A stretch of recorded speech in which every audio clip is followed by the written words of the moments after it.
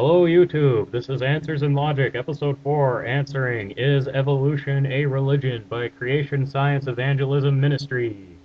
The video to which I am responding is narrated by Eric Hovind.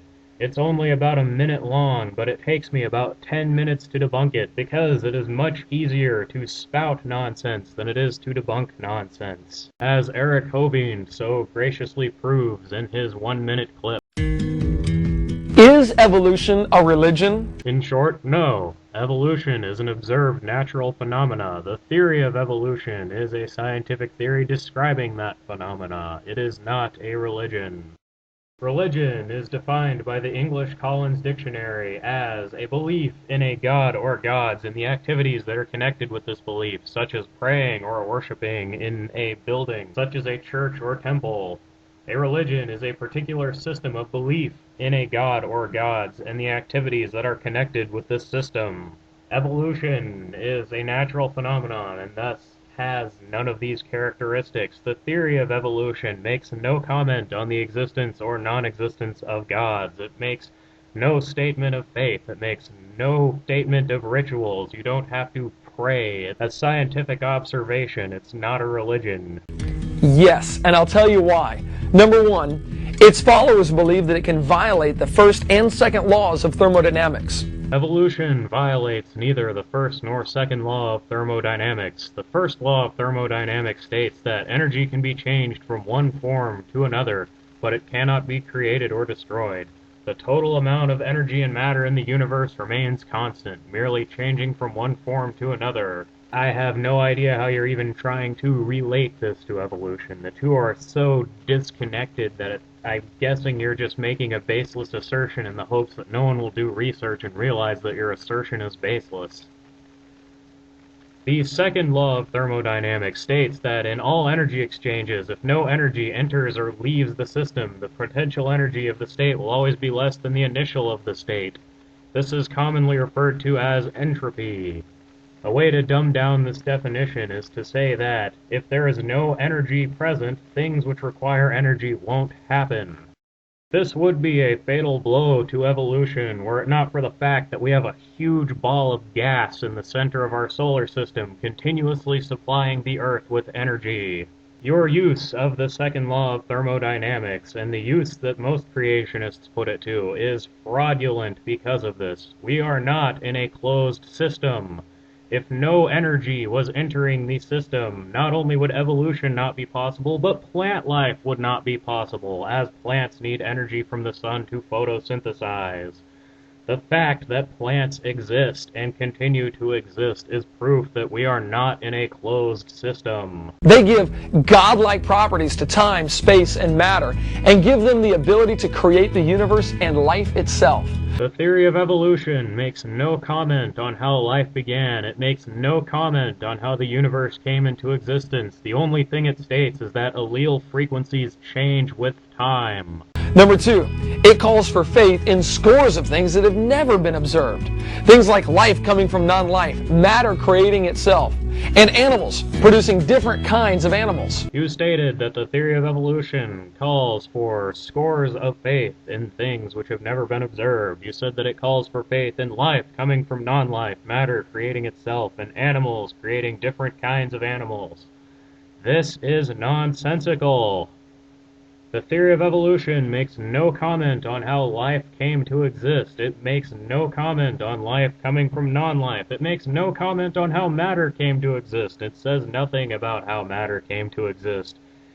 You stated that it calls for animals creating different kinds of animals. If you're using the standard creationist sort of kind, which has been undefined, this is already nonsensical, as kind has never been defined. If you mean something stupid like a lizard gives birth to a kitten or something like that, then no, it does not. In fact, if a lizard gave birth to a kitten, that would be fine evidence against the theory of evolution. All the theory of evolution states is that allele frequencies change with time. Members that are no longer in good standing are always excommunicated. If you don't believe in the theory anymore, you are excommunicated. And it's only the members that are in good standing that are worthy of any kind of judgment. Let's say hypothetically that this argument was not about evolution, that this argument was about gravitation, and there was a professor who asserted that he did not believe in gravity, and that gravity was a lie, and that we must all be the victims of intelligent falling rather than gravity. There's some sort of deity pushing us to the ground. It's not natural at all. He wouldn't be excommunicated, he would be laughed at and not taken seriously. That's usually what happens to creationists, especially the ones who espouse arguments that have been debunked over a century ago. Let's also say hypothetically that this person who did not accept gravity and was all for intelligent falling rather than gravity was excommunicated, as you put it. Let's say they were kicked out of academia and locked into their house and never allowed to write anything or go outside or make a phone call or anything ever again for the duration of their life for questioning gravity. Would that make the existence of gravity any less real? Would that make the fact that gravity pulls things to the ground any less true? No, it would not. Let's now hypothetically say that this believer in intelligent falling was to behave like most creationists do. He would maraud around demanding that intelligent falling be taught as an alternative to gravitation in physics classes. He would claim that gravitation was founded in faith as his intelligent falling was. He would try to lie and spread propaganda about gravitation. He would claim that gravitation said all sorts of things that gravitation clearly does not. He would not only be laughed at this point, he would actively be argued against because his activities are damaging the sum of human knowledge. He is infecting other people with his stupidity, and thus is a threat to society. It also attempts to provide the basic answers to life, answers to those questions. Who am I? Where did I come from? Why am I here? And where am I going to go when I die? No, it does not. All the theory of evolution states is that allele frequencies change with time. It does not try to tell you who you are, nor why you are here, nor where you are going after you die. The only one of those questions you could loosely argue that it tries to answer is where did I come from? The theory of evolution makes no comment on where you go after you die. It makes no comment on why you are here, and it makes no comment upon your identity. And it deifies nature itself.